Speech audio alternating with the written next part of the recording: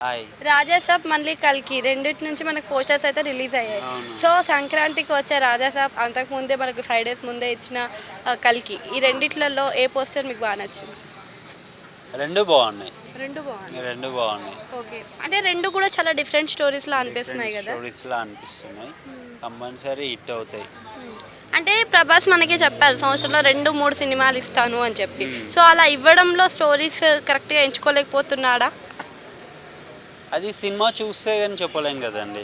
ఇప్పుడు 'బాహుబలికి' ఒక 5 years time తీసుకున్నాడు కాబట్టి మేబీ అందుకే తను అలా అనొచ్చేమో. లేట్ అయింది కదా. మ్యాక్సిమం తన మూవీస్ చాలా తక్కువ అవును. ఉన్నాయి. తక్కువైనా కానీ సినిమాస్ బాగున్నాయి.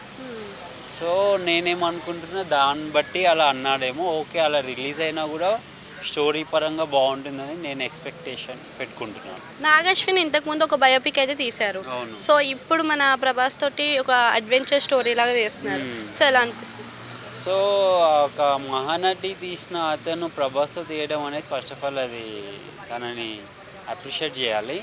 స్టోరీ ఎలా ఉంటుందనేది ఒక మహానటి మూవీ చూస్తున్నాక ఈ సినిమా కూడా అంతే హైలైట్గా వెళ్తుందని నాకైతే ఒక ఎక్స్పెక్టేషన్ ఉంది నాకు. ఓకే, ఒక డిఫరెంట్ స్టోరీ లాగా. అంటే మనం కల్కిలో చూసుకున్నట్టయితే కమల్ హాసన్ అండ్ అమితాబ్ బచ్చన్ కూడా పెద్ద పెద్ద యాక్టర్స్ అయితే కనిపిస్తున్నారు. అవును. సో మన తెలుగు హీరో ఎవరైతే టాలీవుడ్ నుంచి వెళ్ళిన హీరో పెద్ద పెద్ద స్టార్స్తో చేయడం ఎలా అనిపిస్తుంది?